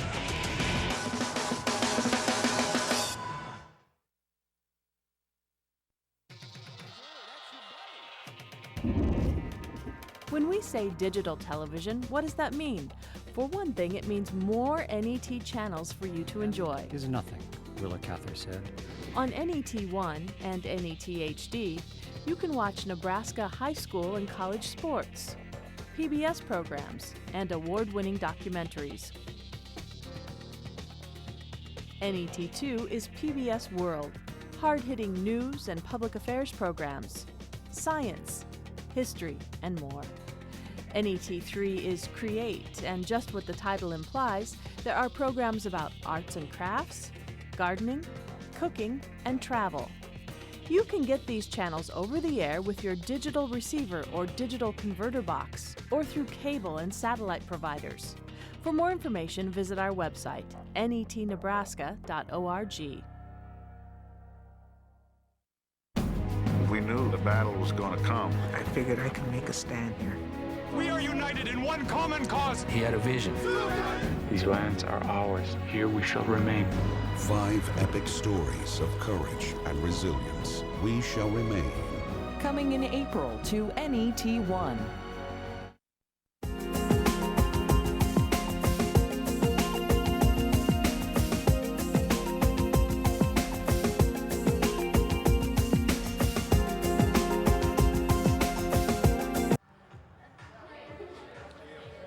The Class B champs, Seward Bluejays, has a nice ring, according to head coach Tom Devaney. Tom, congratulations. Talk about what this win means, the first ever in school history. Well, what it means is I'm just so happy for the girls. They work so hard, and what really is rewarding is how they've been such a team-first, self-second group of kids, sacrificing stats, notoriety, just whatever I've asked of any one of them at any time. They've accepted it, embraced it, put the team first, and this is the result of it. Could this team have played any better defense at the state tournament? I don't think so. I was in shock at halftime both games because that's 2 very good offensive teams to hold to that level, but that's just how zoned in these kids were, and I just feel so blessed to have this much talent. You know, and it's not about coaching, it's about having very talented players, and we do. They're very hardworking and a great coaching staff. It makes me just thankful to be part of it because, quite frankly, you know, I'm a small part of it. Right. What was the difference in this game, in your opinion? There's no question it was the defense. We were so locked in that I thought yesterday when the Lions couldn't, you know, they shot 1 for 17 in the first half, I thought maybe we just got lucky and they're missing shots. And I think Pius was about 3 for 20, and at halftime I told the girls, I said, it's our defense. And I said, this is going to win us a state championship. And that's exactly what it did. Back for more next year. You only lose 1 player from this squad. You know, you just never know. You never know. You know, you assume things. We should be awfully good, but we're going to have to make sure we keep our focus. But with a lot of talented players coming back, there'll be a lot of competition, and hopefully we can be right in the thick of it again. That's the happy Tom Devaney, head coach of the Seward Bluejays, a Class B champion. We'll be back with the players right after this.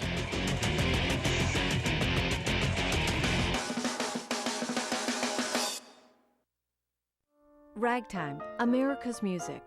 NET Television takes you through a musical journey of this truly American art form. Listen to the musical stylings of Nebraska's own Jack Oliva. Watch NET's production of Ragtime Cabaret. Coming soon to NET1. Hi, I'm Rod Bates, General Manager at NET, inviting you to the 2009 NET Governor's Premiere. This is the 3rd year collaborating with the Governor's Office to showcase important stories by and about Nebraskans. Join us April 25th at 6 Central at the Strategic Air and Space Museum for a special preview of Homemade Astronaut, the Clay Anderson story. As soon as the engine's lit off, man, there's no thinking about anything else except enormousness of the whole thing. And I was born to do this. Liftoff of Space Shuttle Atlantis to assemble the framework.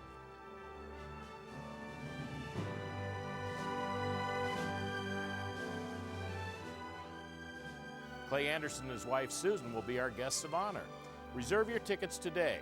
I hope to see you at the 2009 NET Governor's Premiere.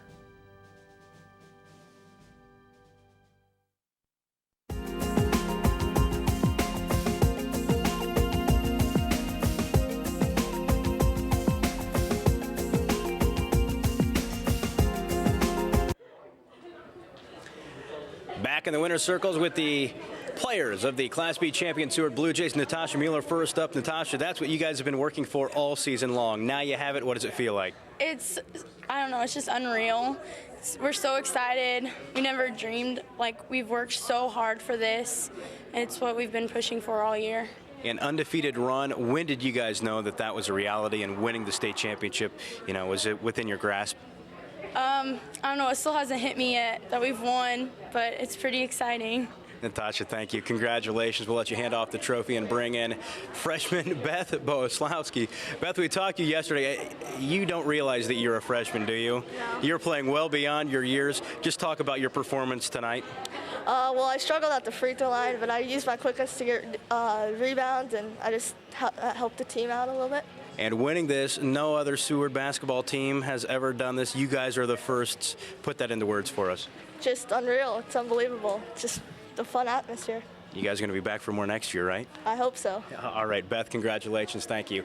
We'll next bring in Emily Cady. Emily, a very versatile player, big part of today's victory for Seward as they defeat Lincoln Pius X 39-35. Coach, we've already talked about the defense. How do you guys buy into that philosophy? Because it's very rare in high school basketball. I don't know. We keep practicing, and that's all we do in practices is defense, defense, defense. So it helps out.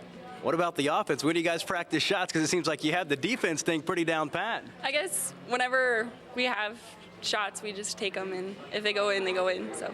And for you, I mean, playing alongside Elisa, how challenging or how big of an advantage is that for this team to have 2 6-foot post players in Class B? It helps out with Elisa. She's amazing. I don't know how she does it. She's awesome, big post player. You guys seem to enjoy playing together, correct? Yeah, she's awesome. I love her. She's a good person and a good basketball player. So. Awesome, Emily. Congratulations. Thank you very much. Next, we'll bring in Laurel Wagner. Laurel finished with 9 points, a pair of three-pointers that were awfully big in the second half. Laurel, talk about those threes, because, I mean, it was kind of an interesting, 7-point game, but then all of a sudden you hit a couple big shots from beyond the arc. I don't normally shoot threes. Last year that was my game, but this year I'm normally just under the basket. I haven't hit 2 in a game this whole season, and I don't think that play was for me, but Tasha got caught up and just kicked it out to me, and I just kind of chucked it up and happened to go in. Yeah, good luck. Alliance, you held to 2 points in the first half yesterday. Now in the championship against Pius, you hold them to 7 first-half points. How do you do that? Every day at practice, defense is our number one. It's what we work for. That's why we're so good. Defense all the way, wins championships. Absolutely. Laurel, thank you. Congratulations. And finally, we'll bring in junior Elisa Camphouse, who finished with 11 points, 6 rebounds. Elisa, this has got to feel really good for you, right? This is so much fun. This is just unbelievable. I can't believe this. What about the whole season, from start to finish, undefeated run? You guys were the team that people were trying to hunt down here at State, and you follow through at it. This is just, I guess, we just executed our game plan, playing good defense, I guess, all 3 games. So that's what won. I won the game, so. Coach was pulling you in and out of this game constantly. Just talk about that. Did you feel like you were able to settle into a rhythm? Not really, but I mean, it was just better for our team if I was coming out and stuff. So I guess, they got the job done. So. But that was a big advantage having you in there, correct? Yeah. So they were, Elisa, congratulations. Thank you very much. The Class B champions for the first time ever, the Seward Bluejays.